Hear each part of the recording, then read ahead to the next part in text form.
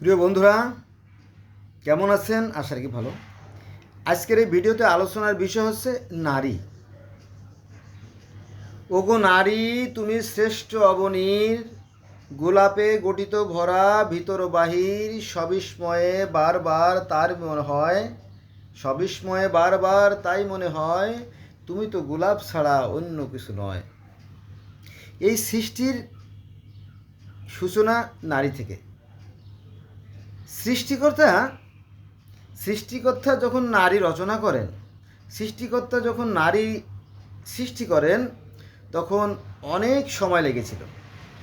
অনেক সময় ধরে অনেক চিন্তা ভাবনা করে, অনেক গবেষণা করে, অনেকগুলো পার্টস তার দেহে সংযোজন করে নারী সৃষ্টি করছেন, যাতে পুরুষকে আকর্ষণ করে। পুরুষ জানি তাকে দেখে হতচকিত, বিহ্বল হয়ে যায়। সে জানি চমকিত হয়, শিহরিত হয়, পুলকিত হয়। মজার বিষয়, তাই না? তো আল্লাহ সৃষ্টিকর্তা কি তিনি কেন নারী সৃষ্টি করলেন? এটা কি পুরুষকে ধ্বংস করে দেওয়ার জন্য? যে আমি নারীকে সৃষ্টি করলাম আগুনের মতো, আমি নারীকে আগুনের মতো সৃষ্টি করলাম আর পুরুষকে করলাম মোমের মতো, যাতে আগুনের তাপে মোম গলে স্যারখার হয়ে যায়, এরকম কি? No, no, no, no, no, no, never, it is not possible. এখানে একটা সৃষ্টিকর্তার রহস্য আছে। সেটা হচ্ছে প্রচণ্ড গরমের ভিতরে আমাদের পিপাসা লাগে না? পিপাসা, ইস, যদি পানি পেতাম তাহলে 10 গ্লাস পানি খেয়ে ফেলতাম, তাই না? কিন্তু না, যখন পানি আসে, টিউবওয়েল বা অন্য পানির উৎস আমরা খুঁজে পাই, তখন 1 গ্লাস বা 2 গ্লাস পানি খাওয়ার পরে আর কি সেই মানে বেশি পানি খেতে গেলে বমি আসে, খালি পেটে বেশি পানি খাওয়া যায় না, তাই না? এটাই অবস্থা। তো নারীকে সৃষ্টি করতে ওইভাবেই খুব আকর্ষণীয়, খুব মোহনীয়, খুব কোমল এবং দৃষ্টিনন্দন, শোভিত করে সৃষ্টি করছেন। শোভিত শব্দটা মুখ দিয়ে যখন চলে আসলো, আপনারা দেখবেন যে বিশেষ করে গ্রামের যে সমস্ত মেয়ে আছে, কিশোরী বা যুবতী যে সমস্ত নারী আছে, তাদের শরীরে একটা সুইট স্মেল থাকে, মিষ্টি ঘ্রাণ থাকে। বিশেষ করে গোসল করে আসার পরে নারীদের চুলে একটা মানে খুবই একটা ঘ্রাণ থাকে, যেটা পুরুষরা বুঝতে পারে, অন্য কেউ বুঝতে পারে কিনা আমি জানি না। এটা 100% সত্য এটা। তবে শহরের মেয়েরা ওই যে ধুলা বালি ময়লা আবর্জনার মধ্য দিয়ে চলাফেরা করে,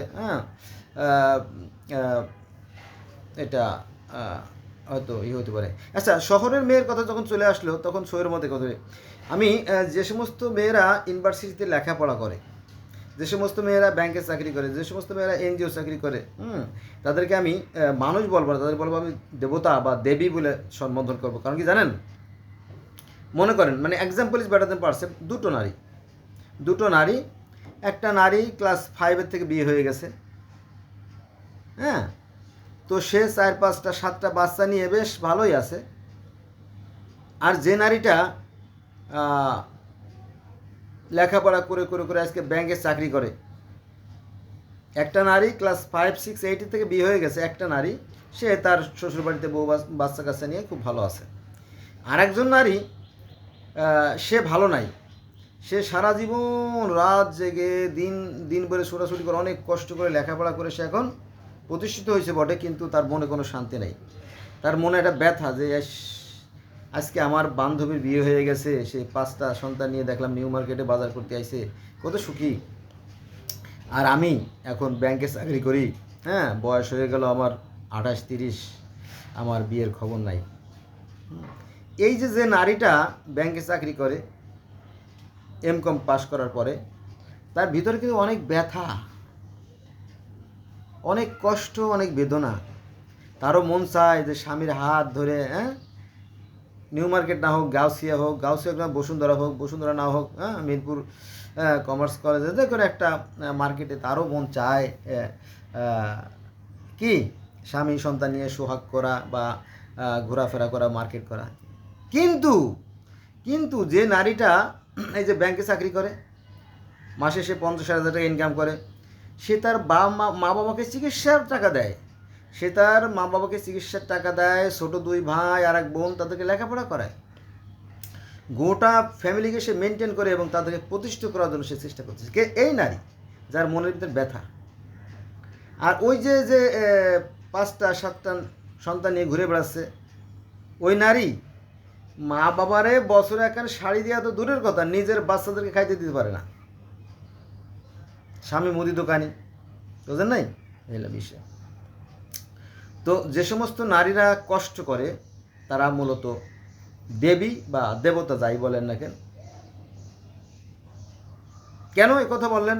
ওরা তো খারাপ, ওরা চুল ছেড়ে হাড় পড়ে না, এভাবে এই দৃষ্টিতে তাকানো ঠিক না। কারণ তারা দেশের জন্য কিছু করতেছে, এনজিওতে চাকরি করে, বাড়ি বাড়ি ঘুরে যারা এনজিওতে চাকরি করে বাড়ি বাড়ি ঘুরে আপনার বাচ্চাকে পোলিও খাওয়াচ্ছে, ভিটামিন এ ক্যাপসুল খাওয়াচ্ছে, আপনার বাচ্চাদের টিটেনাস ইঞ্জেকশন দিচ্ছে, তারপরে স্বাস্থ্য বিষয়ে পরামর্শ দিচ্ছে। সমাজের উন্নয়নে এরা অনেক বড় ভূমিকা পালন করছে। কারণ যে সমস্ত নারীরা কর্ম করে খাচ্ছে, আর ওই যে ঘরে বসে খায় আর পায়খানায় যায়, খায় আর পায়খানা, ওগুলো জড় পদার্থের মতো, ওটা জাতির জন্য সমাজের অভিশাপ। বোঝা গেছে বিষয়টা? দেখো, মূল কথা আসলাম যে নারীর কথা যেটা বলছিলাম, যে সৃষ্টিকর্তা, আসল কথা বলি এখন, সৃষ্টিকর্তা অনেক সুন্দর করে নারী সৃষ্টি করে, আপনারা জানেন তাই না? নারীর মুখে মোজ দেয় নাই, দাড়ি দেয় নাই, তাই না? নারী হচ্ছে গোলাপের মতো সুন্দর, আর পুরুষ হচ্ছে কালো ভুমরার মতো। দেখবে যে একটা ফুল যখন ফুটে তখন তার একটা ঘ্রাণ দিয়ে যেমন চারদিকে মোহিত করে, হ্যাঁ, মন ভোলায়, ঠিক এরকম তার যে রঙিন যে রং, কোনো গোলাপ আছে লাল, কোনো গোলাপ আছে হলুদ, কোনো গোলাপ আছে কালো, কোনো গোলাপ আছে সাদা, আছে না? একই গোলাপ অনেক রকমের সৃষ্টি করছে সৃষ্টিকর্তা। তো এভাবে ফুল যখন বিকশিত হয়, প্রকাশিত হয়, তখন কি করে? মৌমাছিদেরকে আকর্ষিত করে, তখন তারা সেই ফুলের পর বসে, ফুলের যে পরাগায়নের ফলে মিলন হয়, ফলে নতুন করে আবার নতুন প্রজন্মের সৃষ্টি হয়। তো এইভাবে এই সৌন্দর্য তো দোষের কিছু না, তাই না? আপনি কিংবা আমি চলার পথে একটা সুন্দরী নারী দেখলাম, ভালো করে খেয়াল রাখবেন, কিন্তু সিরিয়াস ব্যাপার। আপনি কিংবা আমি চলার পথে একটা নারী দেখলাম, আপনি বলতে পারেন যে আল্লাহু আকবার, সৃষ্টিকর্তা কত মহান, হ্যাঁ, তিনি নারী সৃষ্টি করেছেন। আপনি কিন্তু এই কথা বলতে পারেন, কিন্তু পারেন না যে দেখো ইস রে, কি সুন্দর একটা নারী, তাই না? মনে হচ্ছে মোমের পুতুলের মতো। কিন্তু আপনার তো চিন্তা চেতনা খারাপ হবে, বলে এই এই এই দেখ দেখ দেখ দেখ মা লটকা, হ্যাঁ, একেবারে, হ্যাঁ, যেমন নাকে মুখে তেমন বুকে পিঠ পাশে, মানে নারীদের যে স্তন, বড় বড় স্তন, পাছাটা ভারী, হ্যাঁ, মানে যারা দুষ্ট প্রকৃতি তারা বলবে যে ইস মা লেখান, যেমন নাকে মুখে তেমন বুকে পাশে, এরকম বলবে। আর যার দৃষ্টি সুন্দর সে বলবে যে আল্লাহু আকবার, আল্লাহু আকবার, সৃষ্টিকর্তা কত মহান, সৃষ্টিকর্তা কত সুন্দর একটা নারী সৃষ্টি করছে, হ্যাঁ, একেবারে দেখতে অনেকটা পরিমরির মতো। অথবা ভারতের যে কিরা জানি অনেক সুন্দর হাসি, আমার মনে নেই নামটা, তো অনেক সুন্দরী তো আছে, তাই না? এটা আর কি আমাদের এই দৃষ্টিভঙ্গি পরিবর্তন করা দরকার। খালি পোশাক পরিবর্তন করলে হবে না, কোরআন শরীফের এক জায়গায়, পবিত্র কোরআন শরীফের 30 পারা, এই 30 পারা কোরআন শরীফের এক জায়গায়ও দাড়ি, টুপি, পাগড়ি, পাঞ্জাবি, কুত্তা কিছুর কথা লেখা নাই। তাহলে কি কথা আছে কোরআনে? বলা আছে চরিত্র, character is the crown and glory of human life. চরিত্রই সর্বশ্রেষ্ঠ সম্পদ। নবী মুহাম্মদ সাল্লাল্লাহু আলাইহি ওয়াসাল্লাম ওই একই কথা বলছেন যে মানুষের মধ্যে ওই ব্যক্তি উত্তম যার আখলাক চরিত্র ভালো। ঠিক আছে, এখন আপনার তো মেয়ে দেখলে আপনার কাপড় নষ্ট হয়ে যায়, আপনার চেন খুলে যায়, আপনার জাঙ্গে ভিজে যায়। হ্যাঁ, শুধু নারী দেখলেই না, নারীদের একটা ব্লাউজ, একটা অন্তবাস, একটা পেটিকোট, একটা থ্রি পিস, একটা পায়জামা দেখলে আপনার কাপড় নষ্ট হয়ে যায়। তার মানে কি, আপনি অনেকটা কুকুরেরই মতো, তাই না? তাই কুকুরে দেখবেন যে হ্যাঁ ওই জিভে বেড়ে বেড়ে হাসে, তাই না? তেঁতুলের মতো আপনার জিভে চলে আসে। কেন কেন আপনার এত অবতারণা? নারী তো একটা শ্রেষ্ঠ নিয়ামত, নারী সৃষ্টিকর্তার একটা শ্রেষ্ঠ নিয়ামত, এটাকে তিনি খান না? তাহলে কেন নারীকে এত সুন্দর করে তৈরি করা হলো? Women is a great presentation from your almighty creator or from God, gift for any man, isn't it? Yes, I am. এই নারী সৃষ্টি করছে পুরুষের জন্য। কে সৃষ্টি করছে? সৃষ্টিকর্তা। সৃষ্টিকর্তাকে যে যে নামে ডাকুক তাকে শোষে না। তো এই নারী হচ্ছে একটা শ্রেষ্ঠ উপহার পুরুষের জন্য। তো উপহার যত দামি হয়, উপহার যত দামি হয়, উপহার যত মূল্যবান হয়, তাহলে যাকে এই উপহারটা দেওয়া সে তো খুশি হওয়ার কথা না? কিন্তু না, আমাদের হুজুরা খুশি হন না। কারণ তারা বলে কি যে নারী হচ্ছে, নারীর বক্ত হলো বান্দির বক্ত, নারী হচ্ছে অপয়া। ওই যে সূত্র হচ্ছে আরবে নারীদেরকে মূল্যায়ন করা হতো না, তাদেরকে দাসীবাদীর মতো ব্যবহার করা হতো, তাদেরকে গরু ছাগলের মতো, হাঁস মুরগির মতো, কোয়েল পাখির মতো বাজারে বিক্রি করা হতো। ওই চিন্তা চেতনা তাদের রক্তের মধ্যে ঢুকে গেছে। কিন্তু এর বিপরীতে দেখেন, যেমন বিজ্ঞানী স্টিফেন হকিং বলছে নারী হচ্ছে সৃষ্টিকর্তার এক বিস্ময়কর সৃষ্টি। দেখেন যে তাদের চিন্তা চেতনা কি, নারী হচ্ছে সৃষ্টিকর্তার এক বিস্ময়কর সৃষ্টি। তারা নারীদেরকে অত্যন্ত সম্মান করে, শ্রদ্ধা করে, এবং একজন নারী নিরাপদে চলাফেরা করতে পারে। চীন যান, জাপানে যান, লাওসে যান, কম্বোডিয়াতে যান, থাইল্যান্ডে যান, হংকংয়ে যান, কোরিয়াতে যান, হ্যাঁ যেখানে যান, এমনকি আমেরিকাতেও আপনি যদি কাপড় চুল সব খুলেও হাঁটেন তাহলে আপনাকে কেউ কিছু বলবে না, আপনি নিরাপদ। কিন্তু আমাদের দেশে মনে করেন যে মানে পুরুষেরা ওত পেতে থাকে। সাপ দেখেন না, সাপ কিন্তু রাস্তার পথে ঝোপের মধ্যে থাকে, আর যদি গরু ছাগল মানুষটা দেখা দিলে সবল মারে, তাই না? আমাদের দেশের সবাই মাইন্ড করবে না, কিন্তু সবার কথা বলতেছি না, আমাদের দেশের পুরুষেরাও অনেক আছে সাপের মতো। আমার মনে আছে আজকে হলো 2025 সাল, তো অনেক আগের ঘটনা, 1988 সালের ঘটনা।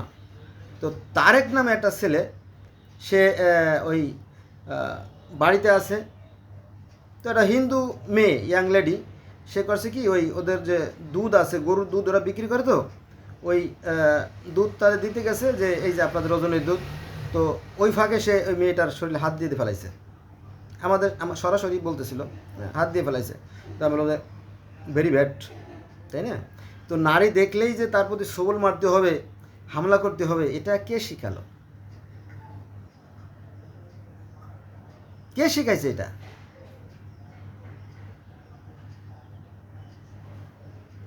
যাক, আচ্ছা, উন্নত বিশ্বের কথা বলতেছি আমি, আমেরিকা বলেন আর ইউরোপ বলেন, হ্যাঁ, তো এই সমস্ত জায়গায় দেখবেন যে একটা নারী যদি পুলিশের কাছে যে অভিযোগ করে যে সে আমার সাথে দুর্ব্যবহার করছে, একদম সাথে সাথে বিচার করে, ভাই মিয়া তুমি তার সাথে থাকো, বলো যে জি থাকি। হ্যাঁ, তাহলে এখন যেটা বাচ্চা জন্ম হয়েছে কী করবা? তো বলো যে আমি বাচ্চার ভরণ পোষণ দেবো, ঠিক আছে। তখন তার অফিসে একটা ফোন লাগাই দেওয়া হয় যে ও যে বেতন পায় ওই বেতনের একটা অংশ, নির্দিষ্ট অংশ তার স্ত্রীকে দেবেন সন্তানের ভবিষ্যৎ লেগে, ঠিক আছে। একদিনের ভিতরে 1 ঘন্টার মধ্যে বিচার ফয়সালা। অথবা মনে করো যে একটা নারী ধর্ষিত হয়েছে, কোনো কথা নাই, সাথে সাথে গুলি করে ফেলা দেয় কোরিয়াতে। কিন্তু আমরা মুখে বলি আমরা ধার্মিক। আমি নির্দিষ্ট কোনো ধর্মের কথা বলতেছি না, ধার্মিক, কিন্তু বাস্তবে ধর্ম নাই আমাদের দেশে। এই দেশে দেখেন যে 71 সালে স্বাধীনতার পর থেকে এই যে আজকে 2025 সাল মতো ধর্ষণের দায়ে কয়জন নারীর হাত করা হয়েছে, চুরির দায়ে কয়জনের হাত কাটা হয়েছে বা কয়জন ধর্ষণের দায়ে হত্যা করা হয়েছে আমি জানি না, হয় না। এমনকি কোর্ট থেকেও খালাস দিয়ে দেয়।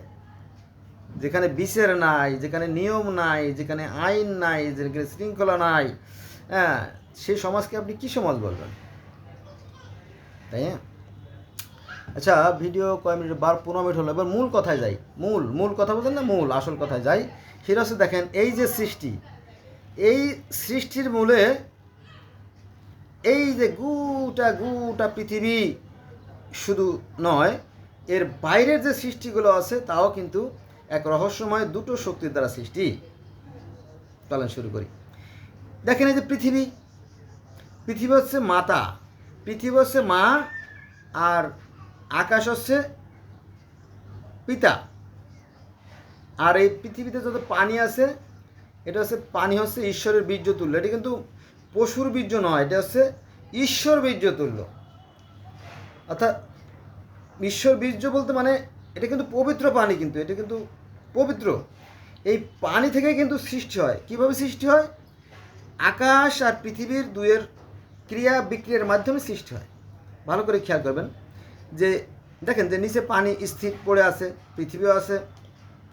উপর থেকে যদি তাপ দেওয়া হয় তাহলেই শুধুমাত্র এই প্রাণের সৃষ্টি হবে। সেটা আবার কেমন?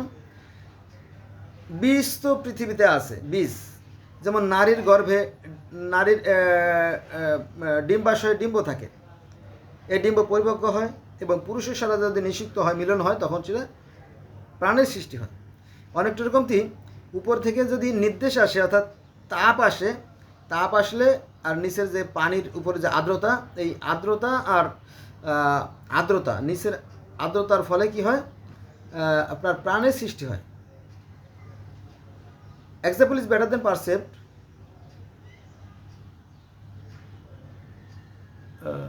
কি আসলো লেখাটা? তো দেখবেন যে একটা বীজ যদি পানির ভিতরে ডোবা থাকে, তাহলে ওটা কিন্তু সারা জীবন পানির মধ্যে ডোবা থাকবে, পচে গলে নষ্ট হয়ে যাবে, কিন্তু ওটা অঙ্কুরিত হবে না। আবার যদি শুষ্ক থাকে তাহলে শুষ্ক থাকলে ওটা আস্তে আস্তে রোদে পুড়তে কয়লা হয়ে যাবে, কিন্তু অঙ্কুরিত হবে না। কিন্তু পানি আর বাতাস বা তাপের মাঝখানে যদি থাকে, তাহলে এই দুটোর সমস্যায় ক্রিয়া বিক্রিয়ার ফলে সেখানে কী হয়? ওটা অঙ্কুরিত হবে, আস্তে আস্তে বাচ্চা হবে, চারা হবে, আস্তে আস্তে এটা পরিপূর্ণ গাছের সৃষ্টি। ঠিক আছে, এরকম আর কি। তো এগুলো সৃষ্টিকতার বিধান। আমি তো অনেক ঊর্ধ্বের কথা বলছি, সেই সূর্য থেকে শুরু করে পৃথিবী পর্যন্ত এগুলোর কথা বললাম। এইভাবে কিন্তু প্রাণের সৃষ্টি হয়। তার মানে কি কোটি কোটি অনন্ত কোটি সৃষ্টি হয়, সেই কথা বললাম। এখন চলে আসেন ক্ষুদ্র। এই যে পৃথিবীর যে 4/3 পানি, এই যে 4/3 পানি না, এই পানিতে যে সমস্ত মাছ আছে তাদের মধ্যে কিন্তু নারী পুরুষ আছে। দেখবেন কত বাহারি রঙের, কত ঢঙের, কত সাজের, কত গোছের, কত বিচিত্র ধরনের মাছ আছে। তাদের মধ্যে বা নারী মাছগুলো কিন্তু একটু সুন্দর, একটু সুন্দর হয়। তো ওই পুরুষ মাছগুলো নারীদের দেখলে একটু আকৃষ্ট হয়, জানেন তো। মাছের ভিতরে, আচ্ছা অন্য বিষয় পরে আসি। তো মাছে কী করে জানেন? মাছটা খুবই জেন্টেলম্যান, খুবই ভদ্র, অনেস্ট। হ্যাঁ, তারা কিন্তু ওই আমাদের মানুষের মতো না। মানুষে দেখবেন যে বিভিন্ন বাংলাদেশের যে 400-500 থানা আছে, থানায় গেলে দেখবেন যে ওখানে একটা থানার সামনে একটা বোর্ড থাকে, লেখা আছে যে ডাকাত জাকির হোসেন, ডাকাত মফিজ, ডাকাত সলেম, হ্যাঁ, খালেক, মালেক, কুদ্দুস, সালাম, এরকম তো অনেক নামের ডাকাত আছে। তারা কী করছে? একজন নারীকে পাট খেতে নিয়ে ধর্ষণ করে 10-12 জন মারি ফেলাইছে। এরকম মাইরে ফেলানোর কাহিনী অনেকগুলো আছে। এরকম হয়, এটা মানুষ। কিন্তু মাছ অত অভদ্র না। মাছ, একটা পুরুষ মাছ কখনো একটা নারী মাছকে হত্যা করে ফেলে না, তারা খুবই জেন্টেল, ভদ্র। তো নারী মাছ কী করে? এভাবে তার লেজ দিয়ে এভাবে একটা মানে কিরকির করে কাদাগুলো উড়ে চলে যায়, একটা গর্তের সৃষ্টি হয়, একটা প্লেট, একটা ভাণ্ডের তৈরি হয়। তো ওইখানে নারী মাছ ডিম পাড়ে। নারী মাছ যখন ডিম পাড়ে, তখন নারী মাছটা আবার পুরুষ মাছ, এই আমার তো ডিম পাড়া হয়ে গেছে। তখন পুরুষ মাছটা কী করে জানেন? ওই কুত্তা কামড়াকামড়ি করে না, কিন্তু তারা স্প্রে করে দেয়, অর্থাৎ নিষিক্ত করে দেয়। তখন আবার কি ওই ডিমগুলো উর্বর হয় এবং ফুটে বের হওয়া শুরু করে। বাচ্চা, নতুন পুনর্জন্ম সৃষ্টি হয়। মাছটা খুব ভদ্র। আচ্ছা, এবার আসেন আপনার পাখিদের বেলা। পাখি, আপনি কি দেখছেন যে পাখিতে মাইরে ফেলাইছেন? পাখিরে মারে ফেলায় না। পাখিরাও, নারী পাখি ডিম পাড়ে, পুরুষ পাখি তার সাথে মিলন করে নিষিক্ত হয়। আপনার একটা সহজ উদাহরণ দেয়, সেটা হচ্ছে যে যে বাড়িতে আপনার মুরগি আছে, একটা বাড়িতে মুরগি আছে, মুরগি তারা নিয়মিত ডিমও দিচ্ছে, কিন্তু ওই ডিম থেকে কখনোই বাচ্চা ফুটে বের হবে না যদি মোরগ না থাকে। এই জন্য আমরা দেখি যে অনেক সময় যে বাড়িতে মোরগ নাই, ওই বাড়ির মা বোনেরা কী করে, মুরগি নিয়ে যে বাড়িতে পুরুষ মোরগ আছে সেখানে নিয়ে ছেড়ে দেয়। পরে যখন তার সাথে মিলন হয় তখন তাকে আবার নিয়ে আসে। ওই মিলনের ফলে যে ডিমগুলো সৃষ্টি হয় সেই ডিমগুলো ফোটে, বাচ্চা হয়। এটা সৃষ্টিকতার বিধানের, মানে পৃথিবীতে যত লক্ষ লক্ষ প্রাণী আছে সবার বেলা নারী পুরুষ আছে। গাছের মধ্যেও নারী পুরুষ আছে। দেখবেন যে লাউ গাছে দেখবেন দুই রকম ফুল, সাদা ধবধবে একটা ফুল। সেই ফুল একটা হচ্ছে নারী ফুল, একটা হচ্ছে পুরুষ ফুল। তাদের মাধ্যমে যে রেণু, এক প্রকার পাউডার ব্যবহার করি আমরা বাচ্চাদের ঘামাসি হলে, তাই না? অনেক বেবি জনসন পাউডারের মতন একটি পাউডার তৈরি হয়, যাকে বলা হয় পরাগ রেণু। তো এই পরাগ রেণুটা বাতাসে উড়ে উড়ে একটা ফুল থেকে আরেকটা ফুলে যায়, তাদের মধ্যে জেন্টেলি মেট হয়, ভদ্রভাবে তাদের সাথে মিলন হয়। অথবা মৌমাছি, প্রজাপতি, ফড়িং, উল্লা, ডল্লা, হ্যাঁ, অনেক রকমের পোকা আছে, মাছি, এরা কী করে এক ফুল থেকে আরেক ফুলে যায়, ফলে তাদের পায়ে রেণু আটকে থাকে। বিশেষ করে মৌমাছির রেণু আটকে থাকে, ওই রেণুর মাধ্যমে ফুলের সাথে ফুলের মিলন ঘটে। কত সুন্দর, তাই না? এখানে দেখলাম যে মাছও ভদ্র, গাছও ভদ্র। গাছ কিন্তু তার জায়গায় দাঁড়িয়ে থাকে আর কি, তার নির্দিষ্ট জায়গায় দাঁড়িয়ে থাকে। অন্যান্য ফুলের মাধ্যমে, প্রজাপতির মাধ্যমে, বাতাসের মাধ্যমে তাদের মধ্যে পরাগায়ন ঘটে, মিলন ঘটে। বিশেষ করে ধান, গম, এগুলো বাতাসের মাধ্যমে তাদের মিলন ঘটে। কত সুন্দর ব্যাপার, তাই না? কারণ তারা ভদ্র, তারা জায়গায় থেকে মিলন ঘটে। তারপরে যত পাখি আছে দেখবেন, পাখিদের সাথে পাখির মিলন ঘটে।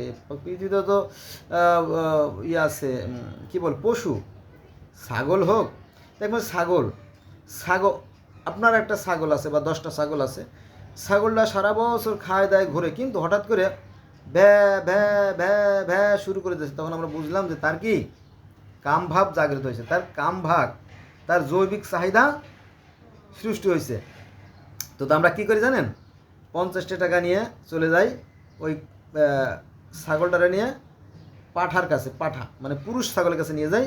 তারপর পুরুষ ছাগল তো সবাই পালে না, তাদের বলি যে এই যে 50 টাকা দিলাম, আমার এই ছাগলটার সাথে একটা পরাগায়ন ঘটাই দাও, তাই না?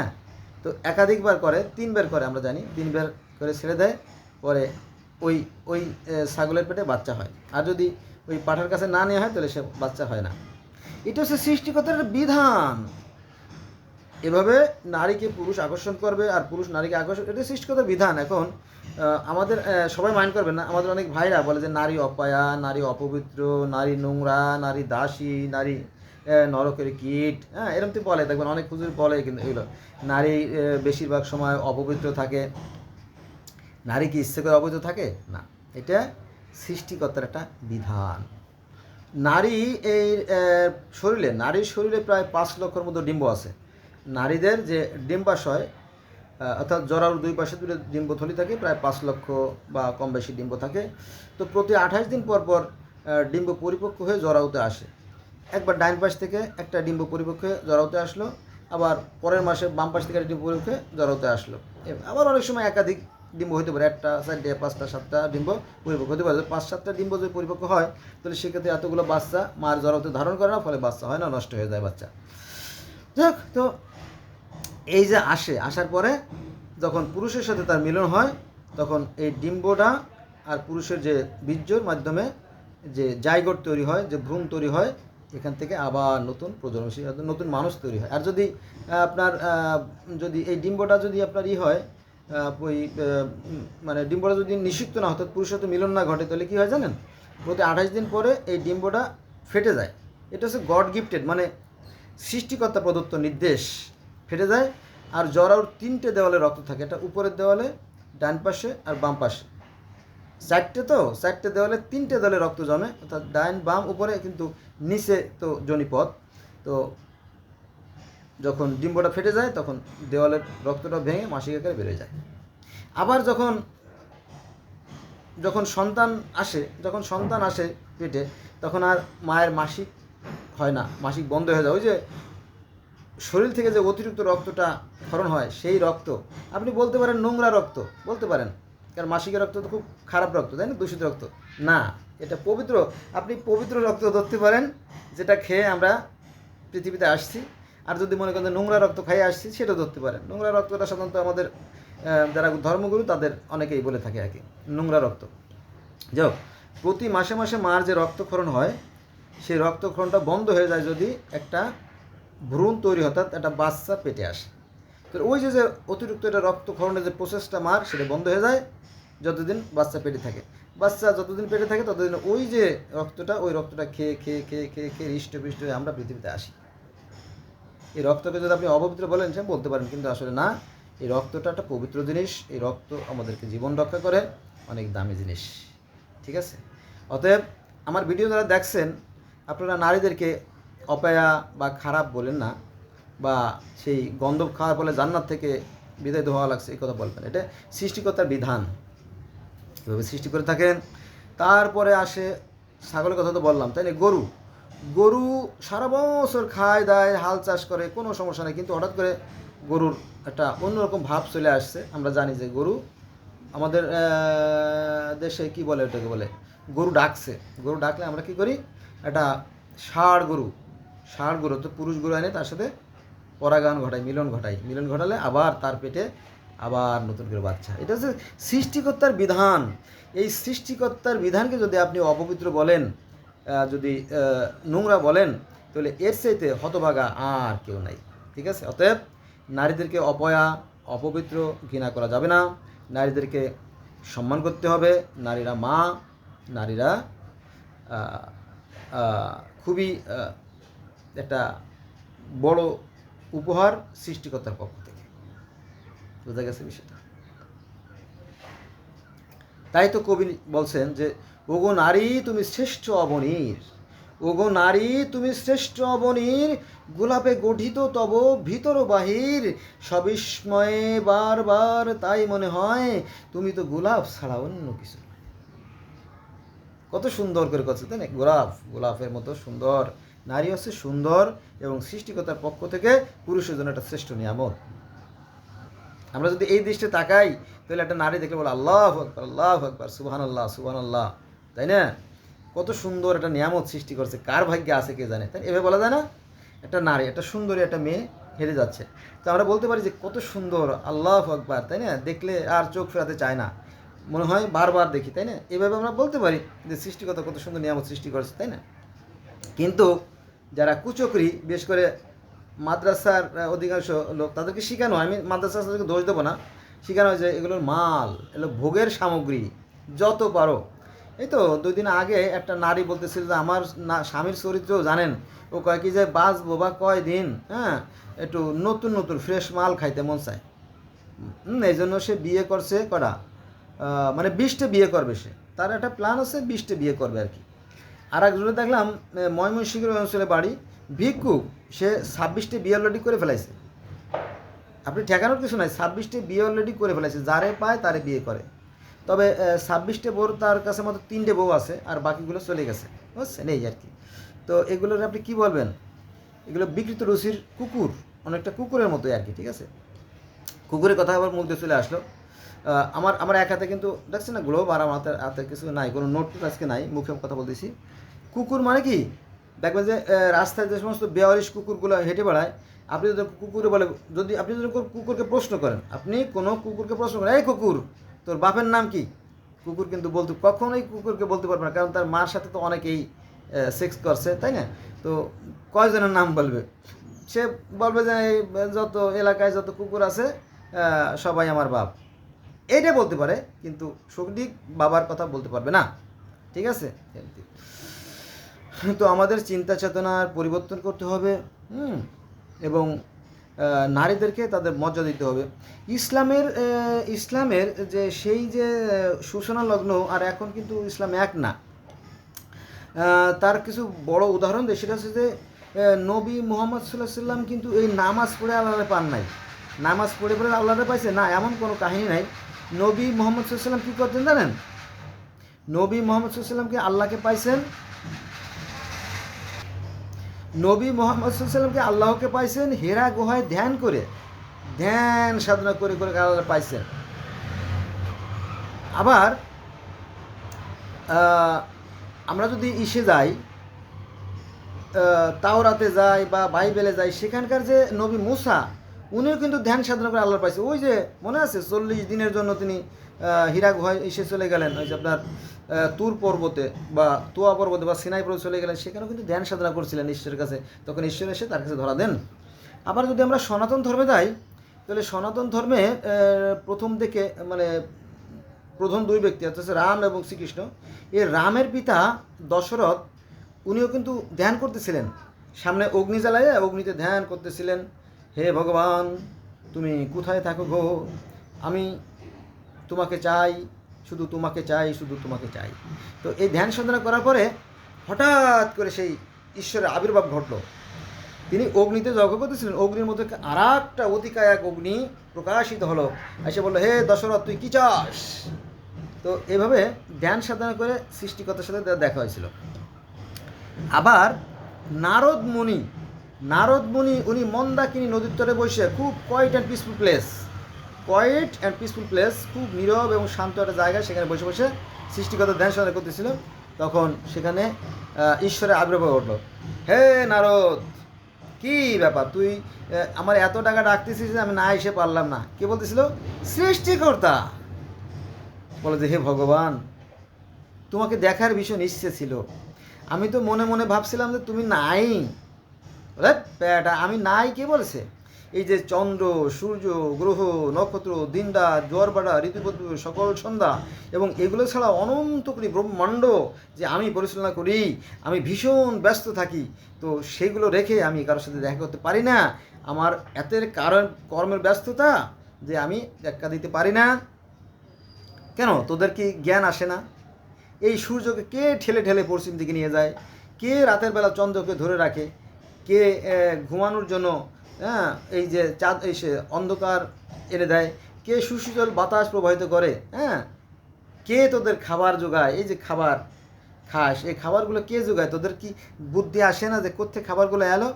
কয় ভগবান সরি ফর দ্যাট, মনে কিছু করবেন না, আসলে আপনি তো সবই যোগান দেন, অদৃশ্য থেকে আমরা বুঝতে পারি না। বলে যে আচ্ছা ঠিক আছে, বলে আপনি কোথায় থাকেন? বলে আমি যেখানেই থাকি না কিনি আমি সর্বত্রই থাকি, এবং যারা আমার ভক্ত, যারা আমার গুণগান গায় আমি সেখানে প্রকাশিত হই। তার মানে কি ঈশ্বরের দুটো রূপ, এটা আছে প্রকাশিত রূপ, এটা আছে গোপন রূপ। এই আবার মুসলমান ভাইদেরকে মাইন্ড আবার বেশি, ওরা মাইন্ড করবে, আমি কোরআন থেকে বলতেছি। কোরআনে দুটো শব্দ আছে যেটা তারা জানে না এবং আলেমরা এটা খুব কম উচ্চারণ করে, আল জাহের আল বাতেন, দুটো শব্দ আছে কোরআন শরীফে। আল জাহের মানে কি সৃষ্টিকর্তা, তিনি প্রকাশ্য আছেন, আল বাতেন তিনি গোপনে আছেন, যেটা হিন্দুরা বলে শাখা নিরাকার, অর্থাৎ সৃষ্টিকর্তা গোপনে আছেন, প্রকাশ্য আছেন। ওই যে মনে আছে হীরা গুহায় নবী মুহাম্মদ সাল্লাম ধ্যান সাধনা করার পরে আল্লাহ সন্তুষ্ট অর্জন করেছিলেন। আল্লাহ তো দেখছে, আল্লাহ দেখছে যে ওই যে দূরে হীরা গুহা, ওই হীরা গুহার মধ্যে কে জানি আমার নাম ধরে ডাকে, আল্লাহ আল্লাহ আল্লাহ, কে সে? তিনি তার দুধ পাঠাই দিলেন, যাও দেখো তো কে ওখানে, কে কান্নাকাটি করে। তখন দেখে যে এক ব্যক্তি ফেরেশতা যায়, বলল যে নাম তার মুহাম্মদ, কি চায় সে? তোমার সাথে দেখা করতে চায়। তারপরে তাকে বলে ওকে নিয়ে আসো, মেরাজে তিনি চলে গেলেন। এভাবে শ্রীকৃষ্ণ মেরাজে গেছিলেন, মুসা আলাইহিস সালামের সাথে মেরাজে করার দরকার নাই, সে নিজেই দেখছিলেন। ইদ্রিস আলাইহিস সালামের সাথে আল্লাহর দেখা হয়েছিল, মেরাজ যাওয়া লাগে নাই। গ্রিক ধর্মের যে জিউস, তার সাথে কাওয়াসের দেখা হয়েছে। মিশরীয় পুরাণে ঈশ্বর এবং ঈশ্বর রা এবং সেই ফারাও রাজা একসাথে বসবাস করতেন। কই এই যে বিশ্ব ব্রহ্মাণ্ড, এই যে এটা তো সামান্য পৃথিবী, ক্ষুদ্র একটা পৃথিবী, এমনি 40,000 নক্ষত্র শুধু আমাদের মিল্কি ওয়ে গ্যালাক্সিতে আছে। এই যে সুন্দর পৃথিবী, এটার পরিচালনা করতেছে কে? নিঃসন্দেহের পিছনে একটা শক্তি আছে, সেই শক্তিকে পৃথিবীর বিভিন্ন মানুষ বিভিন্ন নামে ডাকে। কিন্তু অত্যন্ত পরিতাপের বিষয় হলে সত্য যে আলেমরা মনে করে যে এই সৌদি আরবটা, মানে সৌদি আরবটা আছে নাকি এখানে? সৌদি আরব তো খুঁজে পাওয়া যাচ্ছে না ভাই। মনে করে এইটা সৌদি আরব, এই যে মনে করে যে এইটাই পৃথিবী। মুসলমানরা মনে করে এইটাই পৃথিবী, আর এটাকে আর জানে না, এটা জানে না। কিন্তু এরকম একটা বেল আছে, এটা জানে না। তারা মনে করে যে শুধুমাত্র এইটা হলো পৃথিবী, এই যে এইটা। তারা মনে করে যে এইটাই শুধু পৃথিবী। আল্লাহ শুধু আরবি ভাষা জানেন। দেখেন, এখানে আল্লাহকে কিন্তু অপমান করা হয়, মুসলমানরা আল্লাহকে অপমান করে। তারা মনে করে যে আল্লাহ শুধু আরবি ভাষা জানে, আর আল্লাহর যে 4জন ফেরেশতা আছে, আজরাইল, জিবরাইল, ইসরাফিল, মিকাইল, তারাও আরবি ভাষা জানে। আর যারা ফেরেশতা, কবরের ফেরেশতা, তারাও আরবি ভাষা জানে। আর কোরআনের ভাষা আরবি, নবী মুহাম্মদের ভাষা আরবি। তার মানে এই মক্কা আর মদিনাটা হচ্ছে বিশ্ব ব্রহ্মাণ্ড বা এই বিশ্ব, এইটা মনে করে তারা। কত ক্ষুদ্র, কত হীন, কত দুর্বল তাদের নলেজ, কত জ্ঞান, সীমাবদ্ধ জ্ঞান তাদের। আল্লাহু আকবার। আমি দোয়া করি যে প্রত্যেকটা আলেম ভাইকে আল্লাহ হেদায়েত দান করুক, তারা আরও বিকশিত হোক, প্রকাশিত হোক, তারা জগৎ জানুক যে পৃথিবীটা অনেক বড়। এই যে 800 কোটি মানুষ, আমরা এই 800 কোটি মানুষের একজনই মাত্র স্রষ্টা, একজন মাত্র সৃষ্টিকর্তা।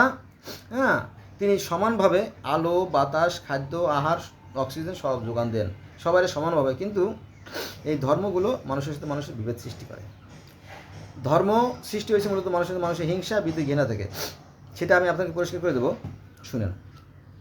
কেউ বলে হিন্দু, কেউ বলে মুসলমান, কেউ বলে বৌদ্ধ, কেউ বলে খ্রিস্টান।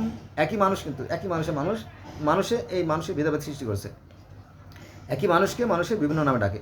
কেউ বলে হিন্দু, কেউ বলে মুসলমান, কেউ বলে বৌদ্ধ, কেউ বলে খ্রিস্টান। আমি বলি সবাই মানুষ,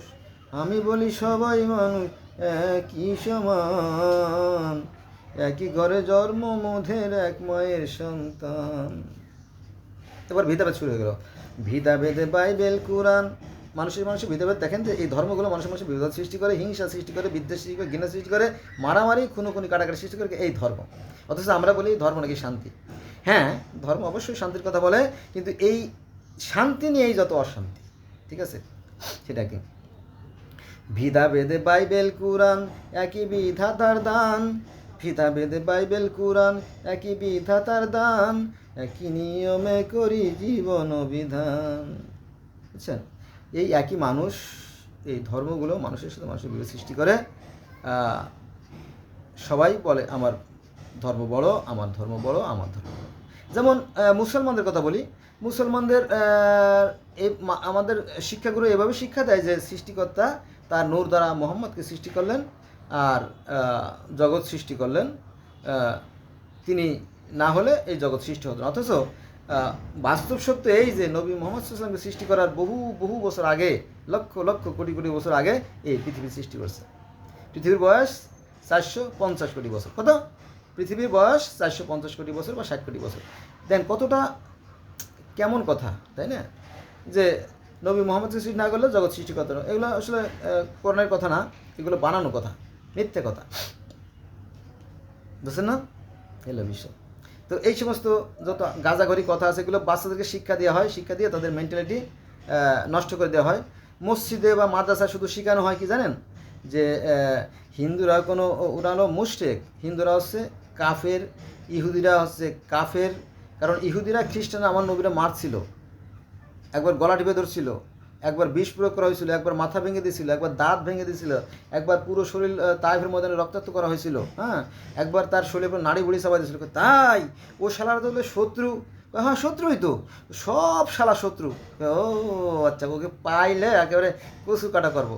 এগুলো শেখানো হয় ছোটবেলায়, যখন শেখানো হয় তখন ওই যে মাদ্রাসা ছাত্রদের গেল, আমিও মাদ্রাসা ছাত্র ছিলাম, তো তখন একটা ঘৃণা তৈরি হয় যে ওই হিন্দুরাও কাফের, খ্রিস্টানরাও কাফের, ইহুদিরাও কাফের, বৌদ্ধরাও কাফের, অ্যাজটেকরাও কাফের, মায়ানরাও কাফের, ডগনরাও কাফের, মিত্রাই জন্মের অনুসারীরা কাফের, কেল্টিক ধর্মের লোকেরাও কাফের, সামানিজম ধর্মের লোকেরাও কাফের, তারপরে আপনার রাস্টাফারাজিয়ান ধর্মের লোকেরাও কাফের, তারপরে আপনার ফান ধর্মের লোকেরাও কাফের, আফ্রিকা ধর্ম, তারপরে জুলু ধর্মের লোকেরাও কাফের, তারপরে আপনার তাও ধর্মের লোকেরাও কাফের, সিন্তু ধর্মের লোকেরাও কাফের, কনফুসিয়াস ধর্মের লোকেরাও কাফের, তারপরে মিশরীয় ধর্মের লোকেরাও, ওর বাবা মিশরীয় তো কাফের, মানে ফেরাউনরা তো কাফের। অথচ এই ফেরাউনরা জগতের মধ্যে গোটা পৃথিবীর মধ্যে এই ফেরাউনরা আশীর্বাদ, কারণ তারাই পৃথিবীতে প্রথম লিখনী পদ্ধতির আবিষ্কার করছে, তারাই প্রথম 500 মেডিসিনের আবিষ্কার করেছে, তারা জলঘড়ি আবিষ্কার করছে, ক্যালেন্ডার আবিষ্কার করছে। মানে এই মিশরীয়রা ছিল পৃথিবীর সর্বশ্রেষ্ঠ এবং সর্বপ্রথম সভ্য জাতি। তারপরে আপনার এই মিশরীয় সভ্যতা, তারপরে কেলেডীয় সভ্যতা, অ্যাজটেক সভ্যতা, মায়ান সভ্যতা, ইনকা সভ্যতা, সুমেরীয় সভ্যতা, চৈনিক সভ্যতা, এইভাবে পৃথিবীতে অনেক সভ্য জাতি, গ্রিক সভ্যতা, রোমান সভ্যতা, এভাবে অনেক সভ্যতা তৈরি হয়েছে এবং পৃথিবী আজ উন্নতির চরম শিখরে এবং ভবিষ্যতে আরও উন্নত হবে। কিন্তু এই বিষয়গুলো আমাদেরকে শিক্ষা দেওয়া হয় না, শুধু শিক্ষা দেওয়া হয় ঘৃণা ঘৃণা ঘৃণা। নারী খুব খারাপ জিনিস, নারী হচ্ছে ভোগের জিনিস। আরেকটা জিনিস, সেটা হয়তো মাইন্ডে লাগবে, কিছু করার নাই। দেখবেন যে যত বলাৎকার অর্থাৎ পুরুষের সেক্স না, এই জিনিসটা দেখবেন যে মাদ্রাসাতে বেশি হয়। তারপরে আপনার মহিলা মাদ্রাসা হলে তো কোনো কথা নেই, সেখানেও কিন্তু আকাম সংখ্যা বেশি। তবে এই সমস্ত কথা কোনো মিডিয়া সেখানে থাকে না, কারণ হুজুরা নিজেই তো মিডিয়া ব্যবহার করে না। ছাত্রদের কাছে মোবাইল থাকলে সেটা কেড়ে ফেলে। ছাত্রের কাছে মোবাইল ব্যবহার করা যাবে না। মাদ্রাসার নিয়ম আছে যে এই মোবাইল যদি কেউ ব্যবহার করে তাহলে উস্তাদের কাছে এটা জমা থাকবে, দিনে একবার বা 2 দিন পরে একবার অথবা সপ্তাহে একবার তোমার মা বাবার সাথে কথা বলবা, বাকি সময় ব্যবহার করা যাবে না, কারণ এই মোবাইল ব্যবহার করা হারাম, এই মোবাইল ব্যবহার করা পাপের কাজ, এটা খুবই অন্যায়। তারপরেও কিছু অন্যায় করা যায়, কারণ অন্যায় করা যায় কীভাবে জানেন? ইসলাম ধর্মে অন্যায় করলে তার একটা ছাড় আছে। আপনি যদি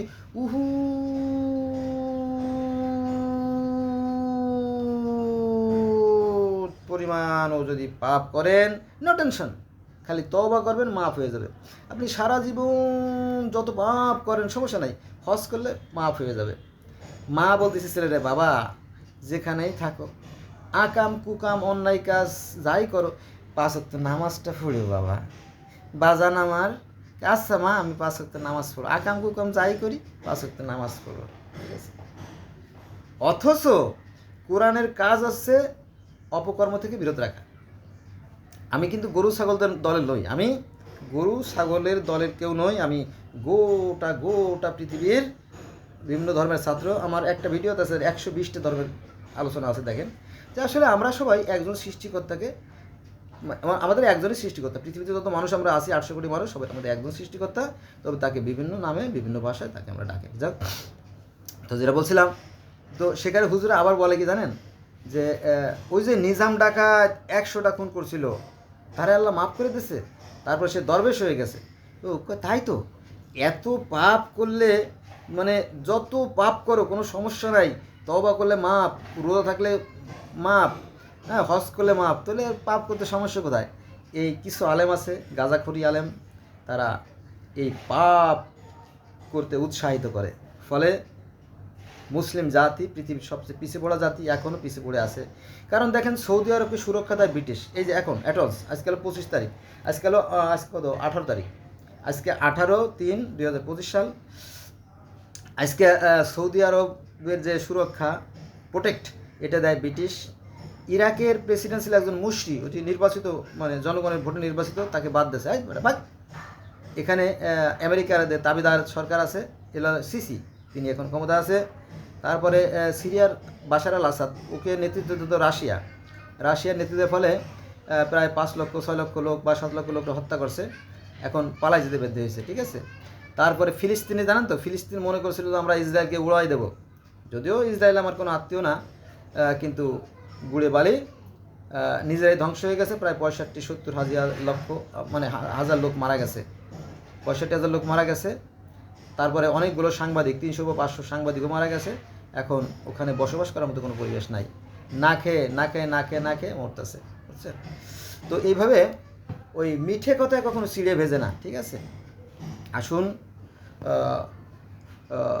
আমি একটা কথা বলি মাঝে মাঝে, সেটা হচ্ছে যে পৃথিবীতে আসবে শান্তি কবে? পৃথিবীতে আসবে শান্তি কবে? যেদিন হিন্দু, মুসলিম, বৌদ্ধ